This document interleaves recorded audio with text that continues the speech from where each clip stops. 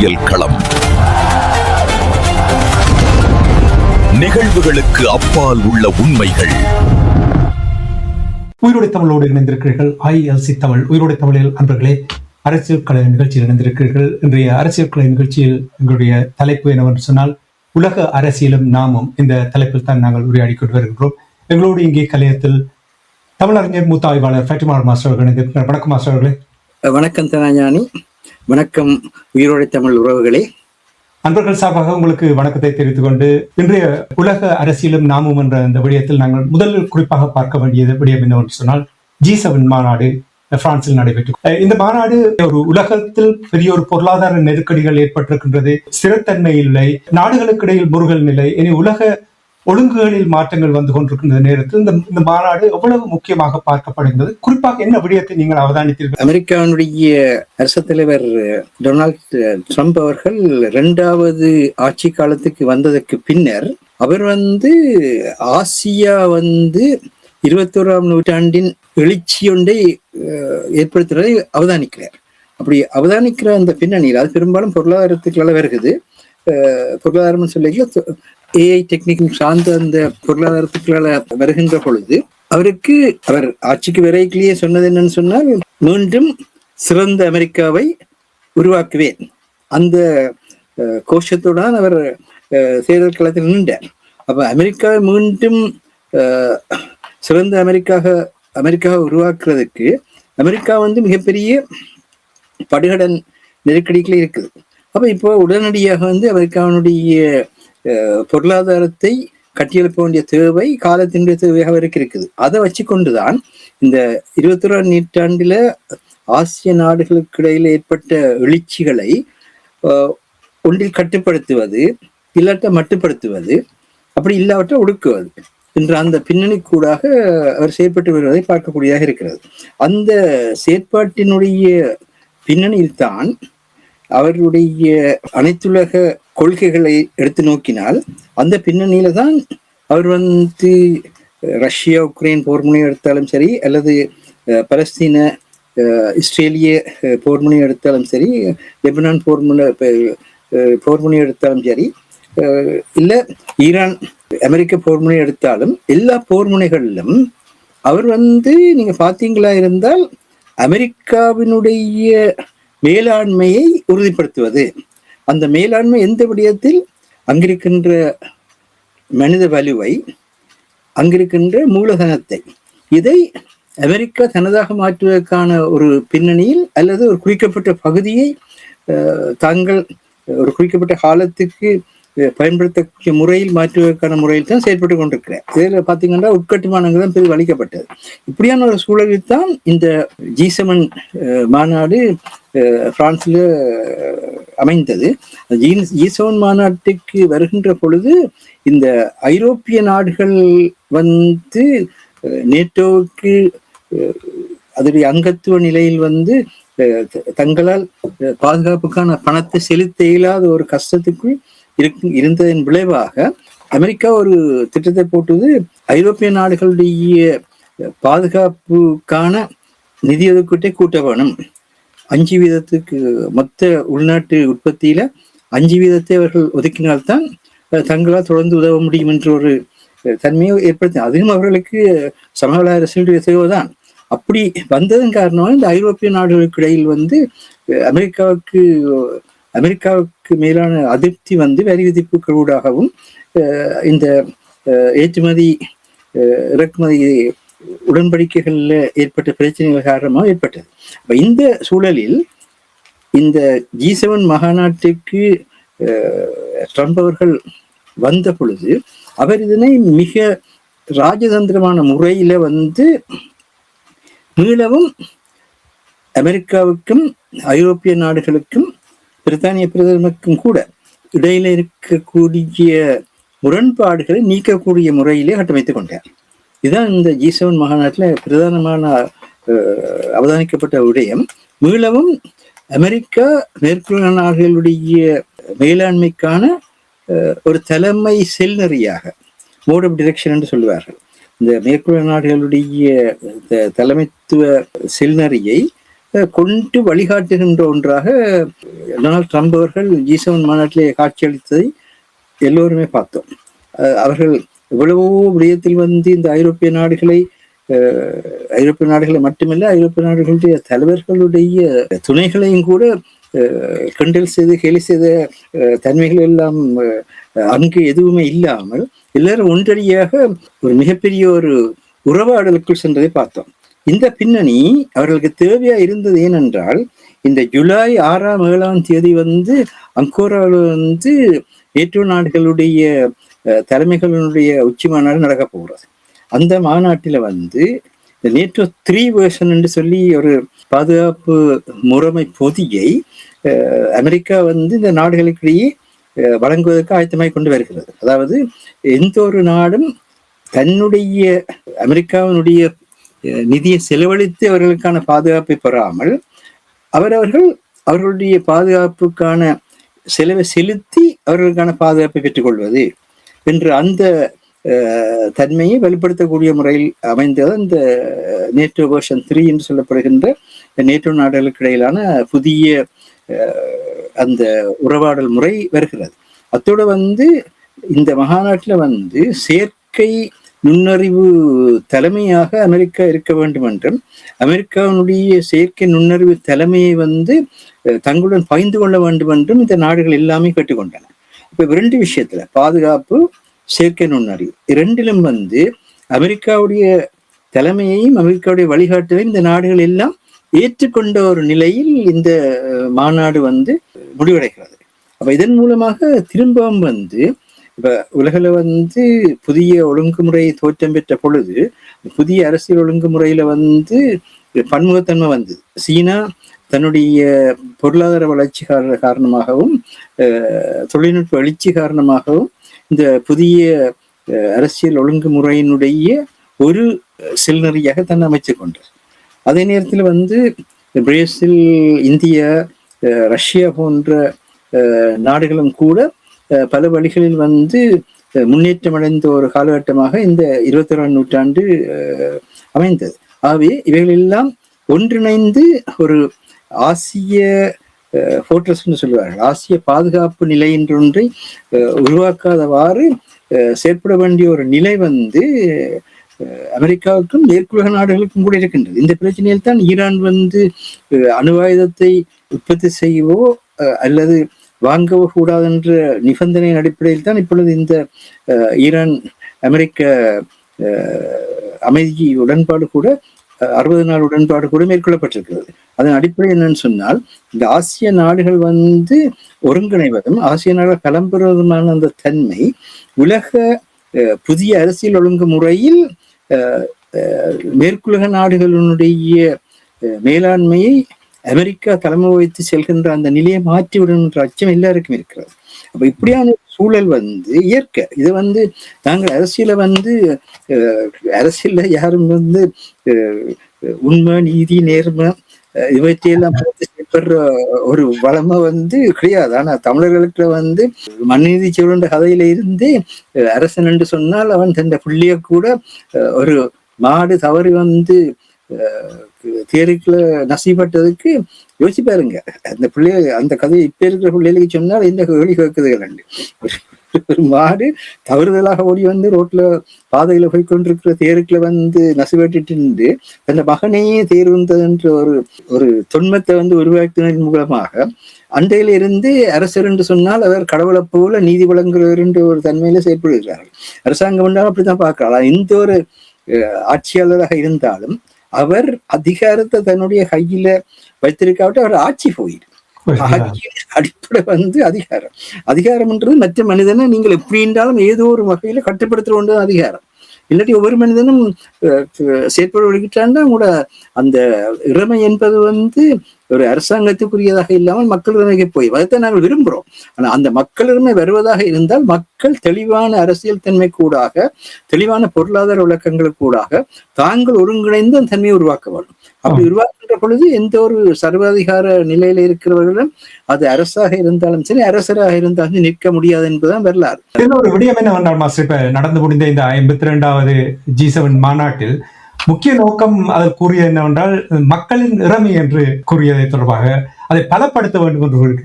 நீங்கள் அடிக்கடி இந்த எங்களுடைய இறமை தொடர்பாக நீங்கள் கூறும் பொழுது இங்கே அவர்கள் இந்த விடயத்தை சுட்டிக்காட்டும் பொழுது அதோடு சேர்த்து பார்க்கக்கூடியதா இருக்கிறது. என்ன நோக்கத்துக்காக இந்த இவ்வாறான இந்த இடத்துல நாங்கள் கூடுதலா பேச வேண்டிய விஷயம், அதாவது எல்லாருமே மக்கள் இறமை பற்றி பேசுவாரு, பீப்புள்ஸ் சாவரனிட்டி பற்றி எல்லாருமே பேசுவாரு. இந்த மக்கள் இறமை என்பது ஒரு மனிதன் எந்த மண்ணில் பிறக்கின்றானோ அந்த மண்ணில் அவன் தன்னுடைய ஆற்றலை அறிவை பயன்படுத்தி மற்றவர்களுக்கு தீங்கு செய்யாத முறையில் வாழ்வதற்கான அந்த தன்மைதான் சுதந்திரம். அந்த சுதந்திரம் அவனுடைய பிறப்புரிமை.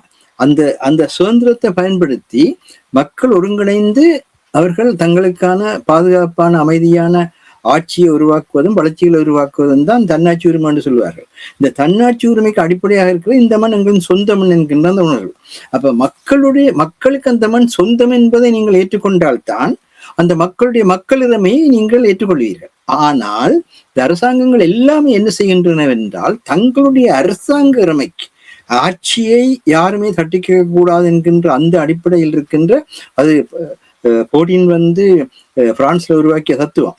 அதாவது ஒரு ஆட்சியில அரசை யாருமே தட்டி கேட்க முடியாது என்பது, அது கடவுளை யாருமே தட்டி கேட்க முடியாதுன்ற பின்னணியிலே அந்த டிவைன் தியரி என்று சொல்லி கடவுள் கோட்பாடு, கடவுளால் அரசன் தோற்றுவிக்கப்படுகின்றான் என்ற நம்பிக்கைகள் எல்லாம் கொண்டு அப்படித்தான் தமிழர்களுக்கு வந்தவையில தான் கடவுளால அரசன் தோற்றுவிக்கப்படுறான்னு கூறினார். அந்த டிவைன் தியரி, அதாவது தெய்வீக கோட்பாடு அரசுக்கு இருந்த காலத்துல அரசனை யாருமே தட்டி கேட்க முடியாதுன்ற பின்னணியில் உருவாக்கப்பட்டதுதான் அரச இறமை. அதைத்தான் இவர்கள் மக்கள் இறமையா சொல்கின்றார்களே தவிர மக்களுடைய அந்த மண்ணுக்கு மேலான அந்த மக்களுடைய பிரிக்கப்பட முடியாத தன்னாட்சி உரிமையை பயன்படுத்தி அந்த மண் தங்களின் சொந்தமன் என்று வாழ்கிற அந்த நிலைக்கு இவர்கள் செயற்படவில்லை. அப்படி செயல்பட்டால் உண்மையான ஆட்சி தான். எந்த இடத்திலும் அந்த மக்கள் தங்களுக்கான பாதுகாப்பான அமைதியான வாழ்வையும் வளர்ச்சிகளையும் பெறுவதற்கு அவர்கள் தங்களுடைய ஆற்றலை, அறிவை, மூலவளத்தை, மூலதனத்தை பயன்படுத்துகின்ற பொழுது அதுதான் மக்கள் இறமை. அதற்கான முறையிலே செயற்படுவது என்பது உண்மை. கத்தோலிக்க திருச்சபையில் கூட நீண்ட காலம் திருத்தந்தை என்ன சொன்னாலும் கூட அதை யாருமே தட்டி கேட்க முடியாது என்றால் வலுவாவேரம்னு சொல்லுவார்கள். வலுவாவேரம் என்ற அந்த பின்னணியில அவர் சொன்னார், கடவுளால திருத்தந்தை நியமிக்கப்பட்டவர், தேர்ந்தெடுக்கப்பட்டவர், அவர் சொல்வது எல்லாவற்றையும் கேட்க வேண்டும். அந்த பின்னணியில் மேற்குலக அரசுகள் கிறிஸ்தவ நாகரிக பின்னணியில் தோற்றம் பெறுகின்ற பொழுது இந்த நாடுகளும் அந்த தன்மை வந்தது. ஆனால் அறிவியல் வளர்ச்சியும் ஏன் எண்ணத்துக்கு எதிர்க்கின்ற அந்த தன்மை அறிவியலுக்களால் வளர்ச்சி அடைகின்ற பொழுது மேற்குலக நாடுல எல்லா நாடுகளும் செக்குலர் ஸ்டேட்டாக, அதாவது மதசார்பற்ற தன்மை கொண்டதாக இருக்க வேண்டும் என்ற கருத்து வெளிப்பட்டது. அது ஒரு கட்டத்துல மேற்குலக நாடுகள்ல இங்கே இருந்த மதம் சார்ந்த மேலாண்மைகள், மதம் சார்ந்த சமூக ஒடுக்குமுறைகள், மதம் சார்ந்த பொருளாதார ஒடுக்குமுறைகள், அரசியல் ஒடுக்குமுறைகள் மாறுவதற்கான ஒரு மாற்றத்தை கொடுத்தது. ஆனால் இந்த மேற்குலக கல்வியை திறமையானது என்று சொல்கின்றவர்கள் கூட எங்கள நாட்டுல அந்த மாதிரியாக மதம் சார்ந்த நிலையில் அரசியலை பார்க்கிற தன்மையிலிருந்து விடுபடுகிறார்கள் இல்லை. இலங்கையை பொறுத்த மட்டும் இலங்கை பௌத்தர்களுக்குரிய நாடு என்ற இது ஏனென்றால் புத்தர் சொன்னார் என்ற ஒரு தொன்மத்தை வைத்துக் கொண்டிருக்கிறார்கள். அந்த தொன்மத்துக்கான எந்த விதமான வரலாற்று சான்றுகளே கிடையாது. அதில் புத்தர் தனக்கே அவர் கோயில் கட்டினவர் அல்ல. அவர் கடற்கரை ஓரங்களிலும் திறந்த இடங்களில் தான் அவர் தன்னுடைய போதனைகளை செய்தார். இது அசோகன் யுத்தத்தை நடத்தி அந்த யுத்தத்தின் பின்னணியில் நாடுகளை ஒருங்கிணைக்க வருகின்ற பொழுது அந்த எந்த அளவுக்கு விகாரையில உச்சம் இருக்கிறதோ அந்த உச்சத்தை காண்கின்ற தூரம் எதுவோ அவ்வளவும் தன்னுடைய இறமைக்குட்பட்டது என்ற பின்னணியில உருவாக்கப்பட்டதுதான் பிற்கால தீவிரவாத பௌத்தம், மகாஜன பௌத்தம் என்று பௌத்தத்துக்கு வளர்ச்சி வருகின்ற பொழுது ஏற்பட்ட பிரச்சனைகள். இதுக்கும் புத்தருக்கும் கூட தொடர்பில்லை. ஆனால் இன்றைக்கும் இதே மாதிரியாகத்தான் எல்லா இடத்திலும் இப்ப இஸ்ரேல்ல அவர்களுக்கு மீதே பிரச்சனை தான். கடவுளால வாக்களிக்கப்பட்ட நிலம் என்ற ஒரு கோட்பாட்டை வச்சுக்கொண்டு அவர்கள் செயற்பட்டு கொண்டிருக்கிறார்கள். இது ஒரு அறியாமையினுடைய தன்மை என்பதை உணர்ந்து அதிலிருந்து விடுபட வேண்டும் என்று சொன்னால், இலங்கையை பொறுத்த வரையில் பௌத்தத்தை அரசியல் சாசனத்துல அதுக்கு சிறப்புரிமை கொடுக்க வேண்டும் என்ற அந்த நிலை மாற்றப்பட வேண்டும். பௌத்தம் பேணப்பட வேண்டும். அது அந்த மக்களுடைய பின்பற்ற மக்களுடைய உரிமை. அதை நாங்கள் யாருமே என்றுமே குறை சொன்னதில்லை. சைவம் பேணப்பட வேண்டும். சைவம் அந்த மக்கள் பேணப்படுகின்றது. அதே மாதிரி கிறிஸ்தவமோ இஸ்லாமோ பேணப்பட வேண்டும். ஆனால் அந்த மக்கள் தங்களுடைய சுதந்திரத்தின் அடிப்படையில எந்த ஒரு மாற்றத்தையும் ஏற்படுத்துவதற்கு உரிமை உள்ளவர்கள் பின்னணியில தான் செயல்பட வேண்டும். ஆனா இப்ப இவர்கள் சொல்ற அந்த மக்களிடம்ன்றது அந்த சாதாரண மக்களுக்கு இந்த மண் எங்களுக்கு சொந்த மண் என்றதை மறுக்குது. ஈரான் மக்களுக்கு ஈரான் சொந்தம் இல்லை. இன்றைக்கு ஈரானை பற்றி எந்த முடிவு என்றாலும் அமெரிக்கா எடுக்கிற நிலையில இருக்குது. அதே மாதிரி எங்களோட மண்ணில எந்த முடிவு எடுக்கிறன்றாலும் சரி, சிங்கள அரசுகளால முடிவு எடுக்க வேண்டும் நாங்களே சொல்கின்ற நிலையில எங்களோட தமிழ் அரசியல்வாதிகள் இருக்கின்றார்கள். உதாரணமா பாத்தீங்கன்னா இன்றைக்கு தெல்லிப்பல புற்றுநோய் சிகிச்சை வைத்தியசாலை வெளிநாட்டில் இருக்கின்ற புலம்பெயர் தமிழர்களுடைய பலவிதமான பங்களிப்புகளூடாக கட்டியமைக்கப்பட்ட ஒரு மக்களுக்கு மிக மிக அவசியமான ஒன்று. அதையும் கொண்டு அன்றாஜபுர வைத்தியசாலையை வடமாகாணத்துக்கான தலைமை வைத்தியசாலையாக மாற்றி அந்த பின்னணியில இவற்றையெல்லாம் இணைக்கின்ற ஒரு திட்டத்துக்குள்ள இந்த தேசிய மக்கள் சக்தி போய்கொண்டிருக்கிறது. கல்வியில சிங்களத்துக்குத்தான் முதலிடம் என்ற கொண்டு வந்தார்கள். தொழில சிங்களத்துக்கு தான் முதலிடம் என்ற கொண்டு வந்தார்கள். இப்ப மருத்துவத்திலும் சிங்களத்துக்கு தான் முதலிடம் என்றதை வாழைப்பழத்துல ஊசியத்தின மாதிரி கொண்டு வந்து கொண்டிருக்கிறார்கள். அப்ப அது தெரியாமைக்கு சில தமிழ் பாராளுமன்ற ஸ்ரீலங்கா பாராளுமன்ற உறுப்பினர்களே அது மத்திய நிலைக்கு கொண்டு போனால் வளர்ச்சி ஏற்படும் சொல்கின்றார். ஆனால் யாழ்ப்பாணத்துல போதனா வைத்தியசாலை மத்திய நிலைக்கு கொண்டு போனதுக்கு பிற்பாடு யாழ்ப்பாண போதனசாலை வைத்திய நிலையும் அதற்கு முதல் இருந்த நிலையும் எல்லாருக்கும் தெரியும். அது மட்டும் இல்லை, இப்ப எங்கட பக்கத்துல சாதாரண அடிப்படை வைத்தியசாலைகளை ஒன்றும் அதற்குரிய தன்மையோட செயற்படுகிறது இல்லை. அதுக்கான எந்த விதமான ஒரு மேற்பார்வையோ அல்லது மாற்றங்களையோ இந்த தேசிய மக்கள் சக்தி அரசாங்கம் கூட கொண்டு வரவில்லை. அப்ப இந்த இடத்துல மக்களுடைய திறமை என்ன? எனக்கு நோய் ஏற்பட்டால் நான் என்னுடைய மண்ணில எனக்கு பக்கத்துல இருக்கிற இடத்துல நான் பிச்சை பெற வேணும். இதுதான் மக்கள் திறமை. இப்ப எனக்கு வேலை வேணும் என்றால் இந்த மண்ணில எனக்கு இருக்கக்கூடிய ஆற்றலையும் திறமையும் பயன்படுத்தி, எனக்கு இருக்கக்கூடிய மூல வளத்தையும் எனக்கு இருக்கக்கூடிய மூலதனத்தையும் பயன்படுத்தி நான் செயற்பட வேணும். ஆனா இதுதான் மறக்கப்படுகிறது. இதுதான் அமெரிக்காவும் செய்யுது. அமெரிக்கா ஈரான் அணுவாயுதம் வைத்திருக்க வேணுமா இல்லையான்னு அமெரிக்காவோட பிரச்சனை. அங்க ஈரான் மக்களை பற்றிய பிரச்சனை இல்லை. அப்ப இந்த G7 மாநாட்டுல பாத்தீங்கன்னா, G7 மாநாட்டுல எந்த ஒரு நாட்டினுடைய மக்களோட பிரச்சனை பற்றியும் பெருசா பேசப்படவில்லை. அதுல ஒரு இரட்டை போக்கு இருக்கின்றதுதான் இந்த சில விமர்சனங்கள் வருகின்ற. அதுல ஒரு தொடர்ந்து உங்களிடம் ஒரு கேள்வி என்னவென்றால், இப்ப உலக அரங்கில் ஒடுக்கப்படுகின்ற மக்கள் மற்றும் சிறுபான்மை மக்களுக்காக இந்த G7 மாநாட்டில் எந்த ஒரு விதத்திலும் எந்த ஒரு விடயத்தையும் கையாளுவதில்லை. அதை நான் ஏன் அதை கூறுகிறேன் என்றால், இவர்கள் ஜனநாயகம் பேசுகின்றவர்கள். செம்மணியை பாருங்கள், இலங்கை தீவில் இலங்கை சாதனை படைத்திருக்கின்றது. 350க்கு மேற்பட்ட உடலங்கள் இதுவரையில் அடையாளம் கண்டிருக்கின்றார்கள். இன்னும் எவ்வளவு வரப்போன்ற. அப்படி என்றால் ஏன் இந்த ரெட்ட போக்கு, ஏன் இதை சரியாக கையாள முடியாது? இவ்வளவு தெளிவாக செம்மணி மன்னாரிலும் அது முதல்ல வந்தது, அதை கூட ஏற்றுக்கொள்ள மாட்டார்கள். இன்றைக்கு செம்மணியில கூட 382 உடலங்கள் அங்கு இன அழிப்புத்தான் நடந்தது என்பதை உலகுக்கு வெளிப்படுத்துகிற நிலையிலும் கூட உலகில அதை இன அழிப்பு என்று சொல்ற நிலையில எந்த ஒரு அரசாங்கம் இல்லாமல் இருக்கிறது. எந்த ஒரு அரசாங்கம் மட்டும் இல்லை, அந்த திசையில செயற்படுற எந்த ஒரு அமைதிக்காக பாடுபடுகின்ற அமைப்புகளாக இருந்தாலும் சரி, நீதிக்காக பாடுபடுகின்ற அமைப்புகளாக இருந்தாலும் சரி, இந்த விடயத்துல அக்கறை இல்லாமல் இருக்கிறார்கள். ஏன் அக்கறை இல்லாமல் இருக்கின்றார்கள்? அங்குதான் கேள்வி இருக்கின்றது. இந்த வெளிப்படுத்தப்படுற இந்த உண்மைகளை சரியான முறையில் அதை ஆவணப்படுத்த வேண்டிய தேவை இருக்கிறது. ஆவணப்படுத்தப்படுற அவற்றை உடனடியாக உலகெங்கும் இருக்கின்ற மக்களுக்கு, அரசாங்கங்களுக்கு அல்ல. நாங்கள் செய்கிற மிகப்பெரிய பிரச்சனை என்னன்னு சொன்னா, நாங்கள் அரசாங்கங்களோட நாங்கள் செயலாற்ற பார்க்கிறோமே தவிர உலக மக்களுக்கு இந்த சிக்கல்கள் பெரிதாக தெரியாது. சிங்கள மக்களுக்கு கூட தெரியாது. அப்படி இருக்கு பிரச்சனை. முஸ்லிம் மக்களுக்கு தெரியாது, பலருக்கு தெரியாம இருக்கிறது. எல்லாருக்கும் தெரியாதுன்னு நான் சொல்ல வரல. ஆனால் பெரும்பாலான மக்களுக்கு அதை பற்றி அக்கறை இல்லை என்று அவர்களுக்கு இது மனிதத்துக்கு எதிரான ஒன்று.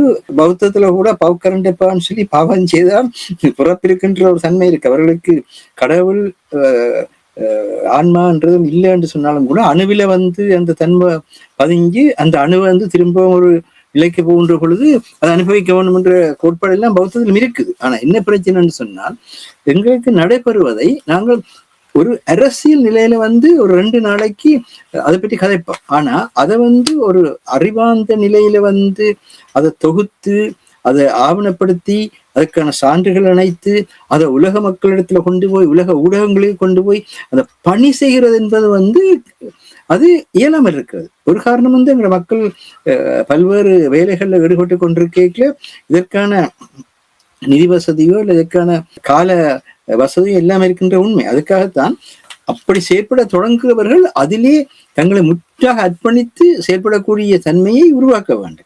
ஆனால் எத்தனையோ பேர் ஐக்கிய நாடு சபையில அண்டையில இன்றைக்கு மட்டும் எல்லாம் பேசிக்கொண்டிருக்கிறார்கள். ஆனா பேசுகிறார்களே தவிர நாங்கள் யாருமே குறை சொல்லவில்லை. நீங்கள் உங்களை இயன்றதை செய்கின்றீர்கள். ஆனால் ஏன் இது பெரியந்தம் அந்த ஐக்கிய நாடு சபையினுடைய மனித உரிமை ஆணையாளர் அங்கு போனாலும் எல்லா இடத்தையும் வருவார்கள், பார்ப்பார்கள், எல்லாம் செய்வார்கள். ஆனா கொழும்புக்கு வந்த உடனே நீங்கள் அபாரமாக செயற்படுறீங்கன்னு சொல்லி அரசாங்கத்தை கைவிடுத்துதான் போறார்கள். இதான் நடக்குது. இந்த முறை கூட உலகத்தினுடைய அமைதிகள் நாடுகள் பட்டியல்ல 97வது இருந்த ஸ்ரீலங்கா இந்த முறை 67வது வந்திருக்கு. 30 இடம் முன்னுக்கு வந்திருக்கு. அப்ப 30 இடம் முன்னுக்கு வர்ற அளவுக்கு அங்க என்ன மாற்றம் நடந்திருக்கின்ற அங்க இருக்கிறவர்களுக்கு தெரியும் என்ன மாற்றம் நடந்திருக்கின்ற. அப்ப என்ன மாதிரி நடக்குது, அந்தந்த அரசாங்கங்களுக்கு அவர்கள் புள்ளி விவரங்களை தயாரித்து அனுப்புகிறார்கள். புவிசார் அரசியலுடைய நலன் கருதித்தான் இவ்வாறான விடயங்கள் முடிவெடுக்கப்படுகின்றன நீங்க நம்புகிறீர்களா? புவிசார் நலன் கருதித்தான் எல்லாமே நடக்குது. அதில் யாருமே குறை சொல்லவில்லை. ஒரு தனி மனிதன் கூட இன்னொரு தனி மனிதனோட உறவு கொள்றதுக்கு ஏதோ ஒரு தேவை நிமித்தம் தான் அந்த உறவு வேறும். இப்ப தெருவில் போய்கொண்டு எல்லாரும் நாங்கள் சிரிக்கிறோம் கதைக்கிறோம் இல்லை. ஏதாவது ஒரு நிலையில ஒரு மனிதனுக்கும் இன்னொரு மனிதனுக்கும் இடையில ஏதோ ஒரு தேவையின் அடிப்படையில ஒரு தொடர்பு ஏற்பட்டு இருந்தால் தான் அந்த தொடர்பின் அடிப்படையில உறவு வேறும். அதுல கேட்கின்றேன் என்றால் G7 மாநாட்டில் நீங்கள் பார்த்தீர்கள், யுக்ரைன், ரஷ்யா, ஈரான், இஸ்ரேல், அமெரிக்காவுக்கு இடையிலான போர் தொடர்பான விடயம் அதை மையப்படுத்தித்தானே எல்லாத்தையும். அப்படி என்றால் மற்றவர்கள் எல்லாம் அங்கே இந்த உலகத்தில் இருக்க மாட்டார்களா? என்ன பிரச்சனைனா அங்கேயும் உக்ரைனிலும் மனித இழப்பு ஏற்படுகிறது, ரஷ்யாவிலும் மனித இழப்பு ஏற்படுகிறது, அதே மாதிரி ஈரானிலும் மனித இழப்பு ஏற்படுகிறது, லெபனானிலும் மனித இழப்பு ஏற்படுது, இஸ்ரேலும் கூட ஓரளவுக்கு மனித இழப்பு ஏற்படுகிறது. இந்த மனித இழப்புகளை பற்றி உயிரிழப்பு பற்றி யாருமே அக்கறை எடுத்து மனிதர்களுக்கான ஒரு பாதுகாப்பு, மனிதர்களுக்கான ஒரு எதிர்காலத்தை அங்கே இருக்க எல்லா உட்கட்டுமானங்களும் சேர்க்கப்படுகிறது. அந்த உட்கட்டுமானங்கள் சேர்க்கப்படுகின்ற பொழுது நாளைக்கு என்ன நடக்கும்?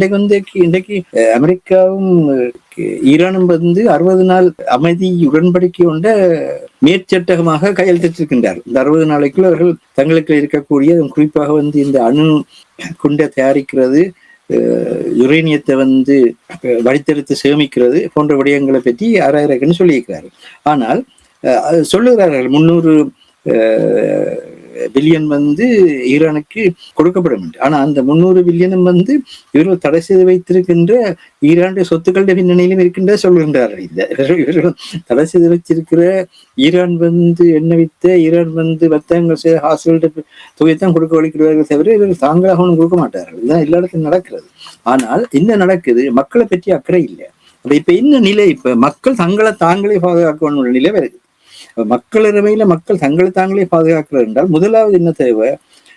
ஒரு மக்களுக்கு தேசியத்தன்மை தேவை. தேசியம் என்ற தனிய மொழியால வாரதல்ல, தனிய மதத்தால வாரதல்ல, தனிய நிறத்தால வாரதில்லை. தேசியம் என்றது என்னென்று சொன்னால், நாங்கள் எங்களுடைய முன்னோர்களுடைய அர்ப்பணிப்புகளின் வழியாக இந்த வாழ்வை தொடர்ந்து கொண்டிருக்கின்றோம். எல்லா நாட்டிலும் எங்களுடைய முன்னோர்கள் எங்களுடைய வாழ்வை தொடர்வதற்கு தங்களை அர்ப்பணித்ததனுடைய விளைவாகத்தான் நாங்கள் வாழ்ந்து கொண்டிருக்கிறோம் என்பது வெளிப்படையான உண்மை.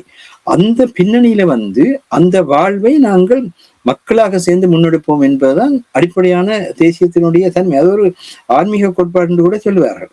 அப்ப அந்த தன்மையில அது ஒரே மொழி பேசுகிறவர்கள் சிந்தனையை அந்த மொழி ஒரே மாதிரியாக வளர்த்துக் கொள்றதுக்கு உதவுற அப்படின்னால மொழிசார் சிந்தனை வரும். அதே நேரத்தில் வந்து ஒரே இனத்தை சேர்ந்தவர்கள் அந்த தங்களுடைய இனத்துவத்தன்மை கூடாக இருக்கிற உறவுகள் சம்பந்தமாக இன ரீதியாக வரும். நிறத்தன்மையும் கூட நாங்கள் ஒரே நிறத்தவர் என்று வார தேசியம் கூட இருக்கு. ஆனால் இவற்றை எல்லாம் விட மனிதாயமாக பேண வேண்டும் என்ற நிலை தான் தேசியத்தினுடைய அடிப்படை நிலை. ஒரு மனிதனை மனிதனாக நாங்கள் சமத்துவமாக ஏற்றுக்கொள்ள வேணும். அப்படி ஏற்றுக்கொள்கின்ற பொழுது அந்த மனிதனுக்கு அவன் தன்னுடைய திறமைகளை பயன்படுத்தி ஆற்றலை பயன்படுத்தி மற்றவர்களுக்கு தீங்கு செய்யாமல் வாழ்கின்ற அவனுடைய சுதந்திரத்தை உறுதிப்படுத்த வேணும். அதை உறுதிப்படுத்தியதால்தான் சகோதரத்துவம் பெறும். அப்படி வரைக்க வந்து வள்ளுவரே சொல்வார், நட்பென்பது கூட ஒருவர் செயற்கரிய செயலை செய்வதற்கு நாங்கள் எங்களால் என்ற செய்கிறார் நட்பு. சும்மா பேர்தேக்கு கார்டு கொடுத்து பிரசங்கம் கொடுக்கறது இல்லை நட்பு. அது மாத்திரம் இல்லை, இன்னொரு விஷயத்த நான் அந்த இடத்துல பேச வேண்டியிருக்கேன்னு சொன்னால், இந்த பரிணாம வளர்ச்சின்ற பற்றி நாங்கள் தயவு செய்து கவனத்தில் எடுக்க வேணும். பரிணாம வளர்ச்சி என்றது எவல்யூஷன் என்று சொல்லுவாங்க. எதுவாக இருந்தாலும் அது இடத்துக்கும் காலத்துக்கும் ஏற்ற மாதிரி மாற்றம் பெற்று வரும்.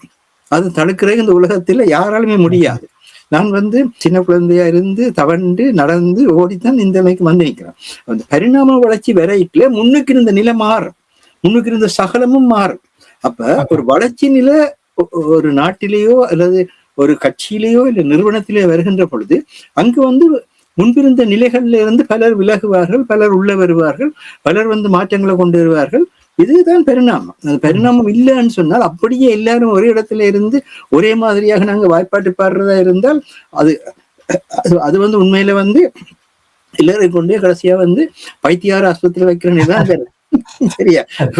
இல்ல தலைவன் தலைவிக்கு இடையில கூட ஒரே வீட்டுல இருந்தாலும் தலைவனுடைய சுதந்திரமான வளர்ச்சியை வந்து தலைவி அனுமதிக்கணும், தலைவருடைய சுதந்திரமான வளர்ச்சியை தலைவன் அனுமதிக்கணும். அப்பா எனக்கு உறவுன்றது இருக்கும். பிள்ளைகளுக்கும் அதே நிலை.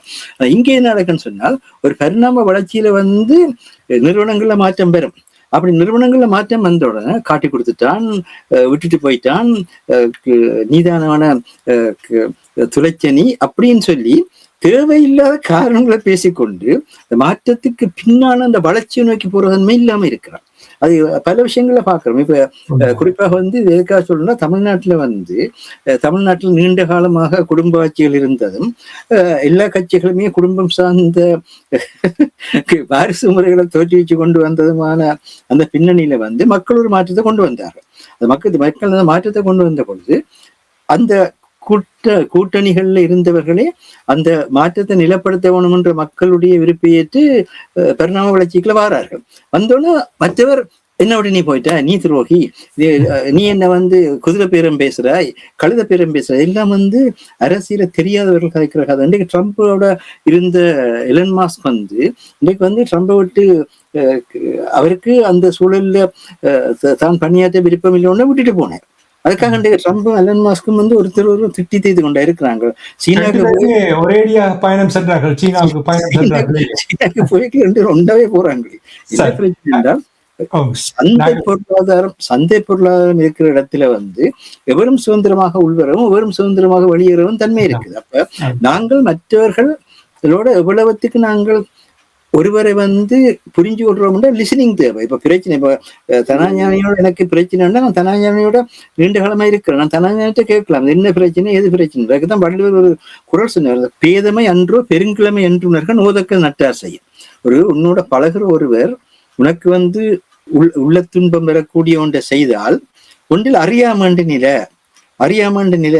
எல்லாத்தையும் வந்து மிக்க உரிமை அண்டு நில, ஒன்றில் நினைக்கல மிக்க உரிமாண்டு நின எல்லாத்தையும் அறியாமாண்டு நின. அப்படி நினைச்சா என்றா அவர்கிட்டயே நான் கேட்கிற பொழுது அறியாமையாக இருந்தால் இதுதான் என்று சொல்லி அந்த நிகழ்வை நாங்கள் சொல்கின்ற பொழுது பிரச்சனை இல்லா போகும். அதே மாதிரி வந்து மிக்க உரிமையில சரி, இப்போ உங்களோட நான் இருந்து காட்சி கொண்டிருக்கிறேன், ஒரு நோட் எழுதுறதுக்கு தனஞ்சானியில பெண்ணை நான் தூக்கிட்டு போயிட்டா மாஸ்டர் பெண்ணை கொண்டு போயிட்டார். சரி, இன்றைக்கு நாளைக்கு இங்கே டெலிஃபோன் பண்ணி நீங்க அந்த பெண்ணை கொண்டு போயிட்டீங்க, நான் கொண்டு வந்து நாளைக்கு கொண்டு வந்து தாரேன்னு சொல்றது பிரச்சனை முடியும். அதை விட்டு போட்டு மாஸ்டர் வந்து இந்த பெண்ணை களவெடுத்துட்டு போயிட்டார். மாஸ்டர் திட்டம் போட்டு இந்த பெண்ணுக்காகவே வந்து இதுல இருந்தார். திட்டம் இப்படித்தானே நாங்கள் இந்த அது மாத்திரம் இல்லை, இன்றைக்கு பிரித்தானியா வந்து 16 வயசுக்கு உட்பட்டவர்களுக்கு சமூக ஊடகங்களை வந்து தடை செய்திருக்குது. ஏன் தடை செய்தார்? சமூக ஊடகங்கள் எல்லாம் சமூக வலைத்தளங்கள் எல்லாம் அவர்களை மனிதனாக வாழ விடாமல் தங்களோட கருத்துக்களை திணிக்கிற ஒரு தன்மை கொண்டதாகவும் தங்களோட வர்த்தக தன்மைகளுக்கு அவர்களை மாற்றுகிற தன்மைகளாக மாறியதாலாம் தடை செய்யப்பட்டிருக்கிறது. இந்த தன்மை எங்களிலும் இருக்கிறது. எங்களோட மக்களை பற்றிய சிந்தனை யாருக்குமே இல்லை. அங்கு வந்து எத்தனையோ இனமானம் உறுதிப்படுத்த மட்டும் எந்த ஒரு தமிழனுக்கும் தன்மானம் ஒன்றது இராது என்பதை ஞாபகத்தில் வச்சுக் கொள்ளுங்க. இனமானம் உறுதிப்படுத்தாவிட்டா நான் தமிழன் என்ற நிலையில வந்து இன்னைக்கு எல்லா இடத்திலும் வந்து பயங்கரவாத தடை சட்டம் 37 நாடுகள்ல இருக்குது. 37 நாடுகளும் தமிழர்கள் பயங்கரவாதிகள் தான். அவர்கள் யாரோ நாங்கள் யாரும் சொல்லி போட்டிருக்க முடியாது என்ற அதுல போய் தங்களுடைய இன்னுயிரை அர்ப்பணித்தவர்கள் எல்லாருமே மற்றவன் வாழ வேண்டும் என்றதற்காக தங்களை வாழ்வை அர்ப்பணித்து தியாக சுடர்களாகத்தான் இருக்கிறார்கள். அப்ப அதில் நாங்கள் இந்த இவ்வளவு நாட்டிலும் அரசியல்ல போய் எல்லாரும் கொள்ற எல்லாம் செய்யறாரு. ஆனால் நாங்கள் வந்து இந்த பயங்கரவாத தடை சட்டம் வந்து எங்களுடைய மக்களுக்கு மேலான அவர்களுடைய கருத்து சுதந்திரத்தை, அவர்களுடைய நடைமுறை சுதந்திரத்தை, அவர்களுடைய கூட்டங்கூடும் சுதந்திரத்தை எல்லாம் பாதிக்குது. நீங்க சாதாரண சட்டத்துக்குள்ளேயே நீங்கள் எந்த ஒரு பிரச்சனையும் நீதிமன்றத்தை கொண்டு இந்த நாடுகள்ல உரிமை இருக்குன்னு யாராவது கதைக்கிறானா? அப்ப என்ன நடக்குது? இதுதான் இப்ப G7 நடந்தது. G7 வந்து வந்தவர்களுக்கு நீ எப்படி செய்தா இப்படி செய்தா, அதால உலக பொருளாதாரமே குழம்பிட்டது. உலகத்துல வந்து சொல்லுகின்றார்கள் நாளைக்கு வந்து இந்த 60 நாள் சமாதான உடன்படிக்கை நிரந்தரமாக வந்தாலும் கூட அடுத்த 4-5 வருஷத்துக்கு கடல் போக்குவரத்து பாதுகாப்பாக இருக்க மாட்டாது என்று சொல்லி எல்லா கடல் பாதுகாப்பு காப்புறுதி நிறுவனங்களும் அறிவிச்சிட்டு. ஆனபடினால பாதுகாப்பு காப்புறுதி நிறுவனங்கள் எல்லாம் முந்தி இருந்ததை விட 5 மடங்கு 10 மடங்கு காப்புறுதியை கேட்க போறார்கள். அப்படியா கேட்கின்ற பொழுது எந்தவித விலைவாசி இறக்கம் வராது. இப்ப இவர்கள் இன்றைக்கு வந்து இதை அவசரப்பட்டு இதை முடிவுக்கு கொண்டு வந்தது என்னென்றால் ஆயுதங்கள் குறைகின்றன. ஆயுதங்கள் குறைகின்ற பொழுது ஆயுதங்களை மீள உற்பத்தி செய்ய வேண்டிய தேவை இருக்குது. அதே நேரத்தில் வந்து ஆயுதங்களோட வீச்சு கூடிக்கொண்டு போகுது. அது சிலவேளை வந்து உலக யுத்தத்துக்கு கொண்டு போனாலும் என்ற அந்த பின்னணியிலே செயற்படுகிறார். நல்லது வரட்டும். ஆனால் எங்களுக்கு நாங்கள் சொல்றேன்னா இந்த உண்மைகளை பார்த்து கொண்டு எங்களுடைய இறமை என்பது வந்து எங்களுடைய மக்களுடைய நல்வாழ்வு. தெல்லிப்பள்ளையில ஆஸ்பத்திரி இருக்கிறது தெல்லிப்பள்ளையில வைக்கப்பட வேண்டிய ஒரு நல்வாழ்வு திட்டம். அது என்னத்துக்கு அப்ப அந்த ஆஸ்பத்திரியை கொண்டு வந்து நீங்கள் வந்து இன்னொரு அதிகாரத்துக்குள்ள கொண்டு போக வேண்டிய தேவை என்ன இருக்கு? அதே மாதிரி வந்து இந்த எங்களுக்கு வந்து ஒரு இளம் பாடகர் தன்னுடைய கலத்திரத்தை வெளிப்படுத்துறது, தன்னுடைய படைப்பாக்கத்தை வெளிப்படுத்துற அந்த உரிமை மறுக்கப்பட்டு கைது செய்யப்பட்டார். கைது செய்யப்பட்டதற்கு பிறகு கைது செய்தவர்களே அந்த நாடகத்தை வெற்றிகரமாக முடிச்சு என்றால் உலக நாடுகள்கிட்ட குறிப்பாக வந்து நாங்கள் ஏற்கனவே குறிப்பிட்டிருந்தோம். டயஸ்பரா எல்லா சட்டத்திறனையும் வந்து அதை தெளிவாக சொல்லியிருந்தும் கூட எங்கடாக்கள் வந்து அனுரா சொல்லிட்டா அதுதான் வேதம். அனுரா நாளைக்கு நீங்க உங்களுக்கு என்ன சொன்னாலும் அதுதான் வேதம். இப்படியான ஒரு தன்மையிலிருந்து விடுபடுறதாக இருந்தால் இன்றைக்கு இளையவர்களுடைய ஆட்சி வேணும்ன்றதுதான் இன்றைக்கு தமிழ்நாட்டில் ஏற்பட்டிருக்குது. இன்றைக்கு தமிழ்நாட்டில் வந்து சட்டசபையில வந்து முதலாவது வரவு திட்டம் தாக்கல் செய்யப்பட்ட பொழுது தமிழ்ல தான் தமிழ்தாய் வாழ்த்து பாடினார்கள். தமிழ்தாய் வாழ்த்து பாடினதுக்கு பிறகு நாட்டு பெண்ணும் பாடினார்கள். ஆளுநரும் இங்கு வரைக்குள்ள மாநில முறைமைக்குள்ள வரைக்குள்ள மாநிலத்துக்கு ஏற்ற மாதிரியும் அதே நேரத்துல வந்து மத்திய அரசாங்கத்தின முறைமைக்குள்ள வரைக்கும் மத்திய அரசாங்கத்துக்கு ஏற்ற மாதிரியும் செயற்பட்டது எல்லாம் பார்க்கிறோம். அதே நேரத்துல வந்து மத்திய அரசாங்கத்துக்கு தமிழ்நாட்டு மக்கள் கற்ற வரியில வந்து தமிழ்நாட்டுக்கு திருப்பி கொடுக்கப்பட வேண்டிய வரிகளை உடனே கொடுக்க வேணும் என்றும், அப்படி கொடுக்க இல்லைன்னு சொன்னால் தாங்கள் வந்து நீதிமன்றத்துக்கு போறோம்னு சொல்லி இருக்கின்றார்கள். அதுக்கு ஒரு பிரதான காரணம் இந்த மும்மொழி சட்டத்தை கொண்டு வந்த பொழுது இந்த மும்மொழி சட்டத்தை ஏற்றுக்கொண்டாதான் கல்விக்கான பணத்தை கொடுப்போம்னு சொல்லி கிட்டத்தட்ட 3580 கோடி ரூபாய் வந்து தமிழ்நாட்டுக்கு கொடுக்கப்பட வேண்டிய கல்வி வளர்ச்சிக்காக கொடுக்கப்பட வேண்டிய காசு மறைக்கப்பட்டிருக்கிறது. வேண்டிய அந்த வரவு செலவு திட்டத்தில் அவர் தெளிவாக சொல்லியிருந்தார், நாங்கள் இருமொழி கொள்கையைத்தான் நாங்கள் தொடர்ந்து பண்ணுவோம், தமிழும் ஆங்கிலமும் தான் இந்த மாநிலத்தினுடைய மொழியாக இருக்கும், மற்றவர்கள் அவர்களுடைய விருப்பத்துக்கு ஏற்ற மாதிரி படித்துக் கொள்ளலாமே தவிர அதை நாங்கள் ஏற்றுக்கொள்ள மாட்டோம். அப்ப எவ்வளவு உறுதியோட ஒரு இளைய சமுதாயம் பிரச்சனைகளை எதிர்கொள்ளுது. இதுக்கு மேல் இருந்த ஒரு இப்படி செய்யல. அத இன்னொரு கட்டத்தினம் என்னென்றா ஆளுநர் வந்து மாநில மக்களுடைய அரசாங்கத்தினுடைய வரவு திட்டத்தை வாசிக்கிறேன் என்ற அந்த நேர்மையோட இவர்கள் எப்படி எழுதி கொடுத்தாரோ அப்படியே வாசிட்டு போயிருக்கிறார். அப்ப இதுகளை எல்லாம் சாதிக்கிறதுக்கு காரணமா இருக்கிறது அந்த செட் ஜெனரேஷன் என்ற சொல்லு. சட் ஜெனரேஷனை பற்றி எங்களோட மக்களுக்கு தெரியாது. நாங்கள் ஆறுதலாக கதைப்போம். சட் ஜெனரேஷன் என்று இளையவர்கள் வருகின்ற பொழுதுதான் அது நடக்கும். எங்களுக்குள்ள கூட தமிழக கூட்டணியும் தமிழரசு கட்சி காங்கிரஸா இருந்த போது நடந்த அட்டகாசங்களும் அவங்களுக்கு தெரியும். ஆனால் எப்ப வந்து இளைஞர்கள் வந்து தங்களுடைய மண் தங்களுடைய மக்கள் பாதுகாக்கப்பட வேண்டும் என்று புறப்பட்டார்களோ அதுக்கப்புறம் எல்லாருமே மாறினார்கள். இளையவர்கள் எவ்வளவு பேர் நாங்கள் இங்க கொண்டு வரோம், எவ்வளவு பேரை கொண்டு வரோம். இளையவர்களுடைய எண்ணங்களை கருத்துக்களை எந்த அளவு கேட்டுருக்கோம், அதான் நாங்கள் நிலையில கதைக்கிறோம். இப்ப G7 கூட இளையவர்களுக்கான பல திட்டங்களை பற்றி எல்லாம் கதைச்சிருக்கிறார்கள். என்றாலும் தங்களுடைய சார்பாக கொண்டு வரக்காக கதைக்கிறார்கள். அது இயற்கை. இப்ப நாங்க மற்றவன் என்ன செய்யறான்னு எங்களுக்கு பிரச்சனை. நான் என்ன செய்கிறேன், நான் என்ன செய்யறேன்ற தன்மை, நான் என்ன அளவுல என்ன செய்யறேன். நான் இந்த உலகத்தை மாத்திரக்குரிய அதிகாரம் என்னட்ட இல்லை, உங்கள்ட்டும் இல்லை. நாங்கள் எங்களோட இருக்கிற ஒரு சிறிய மக்களோட நாங்களும் செய்யக்கூடிய மாற்றத்தை தான் செய்யலாம். அப்படி பல மக்களும் ஒன்றாக செய்யறதுக்குதான் மாற்றம் பெறும். பார்க்க வேண்டிய பாடம் என்னென்றால், அரசாங்கங்கள் தன்னுடைய அரச இறையாண்மையைத்தான் எல்லா அரசாங்கங்களும் முன்னெடுக்கும். இதற்கு எந்த ஒரு அரசாங்கங்களும் விதிவிலக்கு இல்லை. அதிலும் இந்தியாவை பொறுத்த மட்டும் இந்தியாவை அழைப்பனுப்பித்தான் கூப்பிட்டது. 13வது முறையாக இந்த 52வது தொடர்ல 13வது முறையாக கலந்து கொண்டிருக்கிறது. ஆனால் அங்க வச்சு ட்ரம்ப் என்ன சொன்னார், மதிப்புக்குரிய இந்திய பிரதமர்களை அவர் சொல்றார், அவர் அமைதியானவர், இனிமையாக எல்லாம் செய்வார், முழு அளவு கொலகாரர் சொன்னது ட்ரம்ப். எப்படிப்பட்ட மனநிலை. அதுக்கு பிறகு இன்னொரு இடத்துல சொல்றார், நான் எந்த காரணம் கொண்டு மோடியோட நெருக்கமாக பழக மாட்டேன். அப்ப அங்க கூட்டத்தொடர்ல விதமான ஒரு பண்பாட்டோட நடக்கிற தன்மை கூட அரசு அதிபர்களுக்கே இல்லாம போகுது. ஆனா அந்த விஷயத்துல மோடி அவர்கள் அதை கண்டுக்காமலே இந்தியாவுடைய நிலப்பாடுனோ அதை பேசிட்டு வர போறேன். இதை எதுக்காக சொல்றேன்னா, இந்த வேலையை தான் நாங்களும் செய்யறோம். எத்தனையோ இடத்துல தேவையில்லாமல் மற்றவர்களை பற்றி விமர்சிக்கிறதும், நடக்கிற பரிணாம மாற்றங்களை ஏற்றுக்கொள்ளாமல் பரிணாம மாற்றங்களை ஏதோ ஒரு பெரிய அந்த அந்த அந்த அந்த நாட்டுக்கான பிரச்சனையா கூட மாத்தி விட்டுருவோம். இப்ப இன்னைக்கு தெல்லிப்பள்ளியில ஆதார வைத்தியசாலையில ஒரு விசேட பிரிவாக இருக்கிற அந்த புற்றுநோய் சிகிச்சை பிரிவை பாதுகாக்கிறதுன்றது தெளிப்பட சார்ந்தபடியா. ஆனால் அது எங்களுக்கு தேசிய பிரச்சனையாக மாறுது. என்னன்னு சொன்னா, எல்லாவற்றையும் கொண்டு சிங்கள மத்திய தன்மைக்குள்ள கொண்டு போறது. அப்படி கொண்டு போய் இதுவரை எந்த ஒரு இடத்திலும் பெரிய வளர்ச்சியும் ஏற்பட இல்லை. இதை யார் பேச வேண்டும்? உலகத்தில் இருக்கிறவ இதை பற்றி கதைக்கிறோமா? அந்த மக்களுடைய பிரச்சனை பற்றி நான் கதைக்க மாட்டோம், பேச மாட்டோம். நாங்கள் கூட இன்றைக்கு இதை பற்றி மற்ற ஊடகங்களுக்கு இதன் வழியாக வெளிப்படுத்த வேணும் என்றாகத்தான் பேசிக் கொண்டிருக்கிறோம். மற்ற ஊடகங்களும் இந்த விஷயத்துல கவனம் செலுத்த வேணும். இந்த ஒரு சிறு விஷயத்திலையும் கவனம் செலுத்துற இன்றைக்கு ட்ரம்ப் கூட இங்க ஓடி நிற்கிறது காரணம், அமெரிக்காவுக்கு உள்ளுக்குள்ள மக்களுடைய பிரச்சனை நெருக்கமாக வருகிறது. ஆனபடினா அதுக்கிடையில சார்ந்து எல்லாத்தையும் சமாளிச்சு கொண்டு அங்கே போய் இருக்கன்ற நிலை அவருக்கே வருது. மக்கள் சக்தியை நாங்கள் எடுக்கணும். எங்கட மக்கள் சக்தி என்னன்னா, மக்களுடைய ஆற்றல், மக்களுடைய அறிவுத்தன்மை, மக்களுடைய மூலதனம், மக்களுடைய இயற்கை வளம், இதை நாங்கள் பட்டியலிண்டா இட்டமெண்டா மட்டும்தான் G7 நாட்டிலேயே எந்த நாட்டுல இருந்து எது எடுக்கிறது தான் நிகழ்ச்சவே. இன்றைக்கு G7 நாட்டுல எந்த நாட்டுல இருந்து எது எடுக்கணும்னு நிகழ்ச்சவே. எந்த நாடு அதான் நடந்தது, வேற ஒன்றும் நடக்க இல்லை. இந்த மாதிரியா ஒவ்வொரு நாட்டிலும் தங்களுக்கு தேவையானவற்றை பெற்றுக் கொள்றாங்க. தேவையானதை கொடுக்குற நிலையில சமுதாயத்தை கொண்டு வரோமா? சமுதாயத்தை கொண்டு வர தடைகள் இருக்குது, அது வேற விஷயம். அது தடைகளை நாங்கள் இனங்கண்டு மாத்தி கொண்டு போறதுதான் அரசியல், மாத்தி கொண்டு போறதுதான் பொருளாதாரம். இதை விட நான் நினைக்கிறேன், இது யாரையும் நாங்கள் குறை சொல்லவில்லை. தயவுசெய்து பரிணாம வளர்ச்சியை, எவல்யூஷனை ஏற்றுக்கொள்ளுங்க.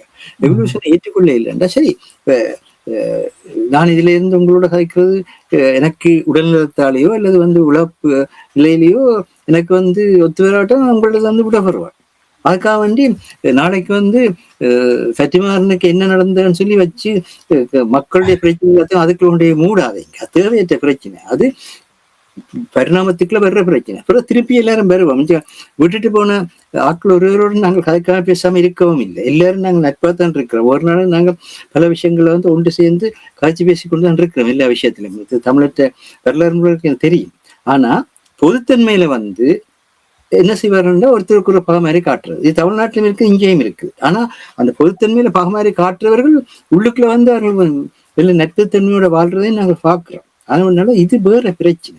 தனிமனித பிரச்சனை தனிமனித பிரச்சனையா விடுங்க. அதுக்கு நீதி கேட்கறதுக்கு நீதிமன்றம் இருக்குது, அதுக்கு சட்டம் இருக்குது, அதோட விடுங்க. ஆனா நீங்கள் இன்னைக்கு உங்களுக்கு இருக்கிற பிரச்சனை, உங்களுடைய மண் உங்களுடையதாக பாதுகாக்கப்பட வேண்டும். உங்களுடைய மக்கள் பாதுகாப்பான அமைதியான வாழ்வையும் வளர்ச்சியையும் பெற வேண்டும். இந்த விஷயத்துலதான் கையேந்திரகுமார் பொன்னம்பலம் அவர்களோட சில விஷயங்கள்ல அரசியல் ரீதியாக நாங்கள் மாறுபட்டு கதைக்கிறது இருக்குது. ஆனா அவர் சரியானவதை சரியான நேரத்தில் செய்கின்ற பொழுது அவர் வெளிப்படுத்த வேண்டிய தேவை இருக்குது. நான் உண்மையாக இப்ப நீங்கள் சமீபத்தில் பார்த்திருக்கின்றால் உங்களுக்கு தெரியும், படகில் சென்ற மீனவர்கள் காணாமல் போன பொழுது கஜேந்திர குமார் பொன்னம்பலம் உடனடியாக அங்கே சம்பவ இடத்துக்கு சென்று அங்கே விசாரித்து சில விடயங்களை செய்தார். இனி வலிவடக்கில் நடந்த போராட்டம் கடந்த திங்கட்கிழமை நடந்தது, 36வது ஆண்டு நிறைவின் பொழுது நடந்த இந்த போராட்டத்தின் பொழுது அங்கே கஜேந்திர குமார் பொன்னம்பலம் அவர்கள் மக்களோடு பேசுகிறார் என்று கூட அங்கே தாயகத்திலிருந்து தாயக உடவியலாளர் ராமேந்திரர்கள் கூட நான் நேற்று பேசும்பொழுது கூறினார். அங்கே மக்களுடைய பிரச்சனையை அறிந்து கொள்ள, அதாவது இதைத்தான் மக்கள் எதிர்பார்க்கிறார்கள். மக்களுடைய பிரச்சனைகளை நீங்கள் அறிந்தீர்கள் என்றால் மக்கள் உங்களுக்கு பின்னால் வருவார்கள் என்பதை எத்தனையோ தடவை நிரூபித்து காட்டியிருக்கின்றது. விவரங்கள் நீங்கள் இந்திய தேர்தல் தொடர்பாக, தமிழக தேர்தல் தொடர்பாக அதான் நடக்கின்றது.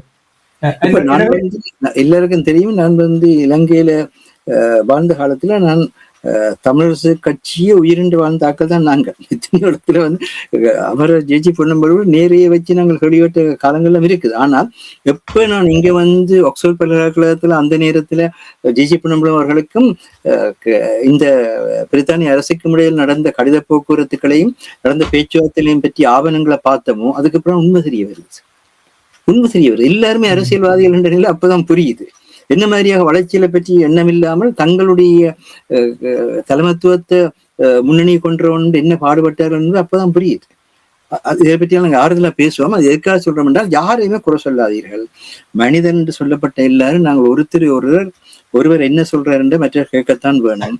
கேட்டு அதுல எனக்கு சாதகமாக எனக்கு விருப்பமானதை நான் செய்யலாம், இல்லாத விடலாம். அது மனித சுதந்திரம். அதுக்காக நாங்கள் யாரையும் குறை சொல்ல வேண்டிய அவசியம் இல்லை. ஆனால் எங்களுடைய செயலுக்கூடாக மக்களுடைய நல்வாழ்வை நாங்கள் எந்த அளவுக்கு உறுதிப்படுத்துறோமோ அந்த அளவுக்கு தான் இந்த உலகம் முன்னேறும் என்பதுதான் G7ல இப்ப மக்களை வச்சுக்கொண்டு அவை வாழ வேண்டி இருக்குன்னு சொன்னா, மக்கள்கிட்ட இருந்து பிரச்சனைகள் வரிப்பணம் இல்லா போனா எல்லா நாடும் இன்றைக்கு இருக்கிற பொருளாதார பிரச்சனையில எதுவுமே செய்யலாம் இல்லைக்கே போகணும். அதான் இப்ப திடீர்னு மக்கள் நலத்துக்கு மேல அக்கறை குறைந்த காரணம் அதுதான். நன்றி மாஸ்டர். 52வது G7 மாநாடு, இந்த மாநாட்டில் மக்கள் இறமைகளை பலப்படுத்துவது என்ற விடயம் அங்கே பெரிய ஒரு கருப்பொருளாக இருந்தது. இது உலகத்துக்கு ஒரு முக்கிய செய்தியை சொல்லுகின்ற வகையில் தான் அவர்கள் இருந்தார்கள். ஆனால் உலக பொருளாதாரத்தையும் இன்றைக்கு இதுக்கு எல்லா செயற்கை நுண்ணறிவு மட்டுப்படுத்தப்படணும், கட்டுப்படுத்தப்பட ஒன்று வரையினம். இங்கே எல்லா சோசியல் ஊடகங்களும் கட்டுப்படுத்தப்பட ஒன்று வரையினமே. நாங்க உருவாக்கினது எல்லை இல்லாமல் எல்லாத்தையும் அள்ளி கொட்டி போட்டு இப்ப குப்பை அள்ளி இல்லாம நிக்க போயிடும். இன்றைக்கு இருக்கிற 16 வயசுக்கு உட்பட்ட பிள்ளைகளிட்ட நீங்கள் உடனடியாக இந்த சமூகத்தை நீங்கள் தடை செய்து போட்டு அவர்களுடைய மனநிலை எப்படி பாதிக்கப்படும், அவர்கள் எப்படி செயற்படுவார்கள் தெரியாதுன்னு சொல்லி கொண்டிருக்கிறார்கள்.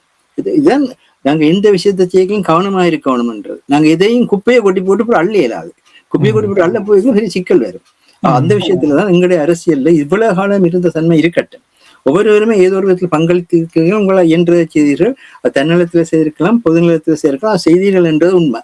அதை ஏற்றுக்கொண்டு மக்களுக்கு இன்றைக்கு இருக்கிற பிரச்சனை மக்களுடைய மண் பாதுகாக்கப்படணும், மக்களுடைய இறம பாதுகாக்கப்படணும். அதை பாதுகாக்கிறதுக்கு நாங்கள் இணைய வேண்டும். அதே மாதிரி சாதாரண வாழ்க்கையில மக்களுடைய உயிரும் உடைமைகளும் நாளாந்த வாழும் பாதுகாக்கப்பட வேணும். அதற்கான தன்மைகள் நாங்கள் வெளிப்படுத்தினோம் என்றால் அந்த பின்னணியில் தான் உலகம் எங்களை அடையாளம் காணும் என்பதுதான் இந்த G7 வெளிப்படுத்தியிருக்க செய்தி. இந்த G7 உலக பொருளாதாரமும் போர்களையும் தீர்மானிக்கும் அதிகாரம் ஒரு சில வல்லரசு நாடுகளிடம் கையளிக்கப்பட்டிருக்கின்றது. இப்படியான நிலைமைகளை பார்க்கும் பொழுது உண்மையாக இது ஜனநாயகத்துக்கு முரணானதாக இல்லையா என்று ஒரு கேள்வியை என்றை சிந்திக்க. இன்றைக்கு யார் ட்ரில்லியன் பணக்காரன் இருக்கிறானோ, யார் பில்லியன் பணக்காரன் இருக்கிறானோ அவன்கிட்ட போய் நிக்குது. அந்த ஒரு சிக்கலும் ஏற்படுத்துது. இன்னைக்கு இந்தியாவை எடுத்தாலும் நாங்கள் பேர்களை கூற விரும்பவில்லை. இந்தியாவை எடுத்தாலும் சரி, அமெரிக்காவை எடுத்தாலும் சரி, யார் எங்க ஆட்சி செய்யணும், இலங்கை எடுத்தாலும் கூட யார் ஆட்சி செய்யறாங்க அவங்களுக்கு தெரியும். அதான் பிரச்சனைக்குரிய விடயமா இருக்குது. சிறப்பு. இன்றைய உலக அரசியலும் நாம் உயிரோடை தமிழ் உறவுகளுக்கு நிறைய தகவல்களை, குறிப்பாக G7 மாநாட்டில் நடைபெற்ற விடயங்களையும், ஈழத்தமிழர்களோடு அந்த விடயங்கள் நம்முடைய எண்ணத்தினுடைய பிரச்சனைகளையும் இங்கே எடுத்து வந்தமைக்காக தமிழறிஞர் கூத்தாய்வாளர் ஃபட்டிமார் மாஸ்டர் அவர்களுக்கு உயிரோடை தமிழ் அன்பர்கள் சார்பாக நன்றியை கூறிக்கொண்டு தனாஞானி இந்த நிகழ்ச்சியை கொண்டு வருகின்றேன். நன்றி, வணக்கம் மாஸ்டர். நன்றி, வணக்கம்.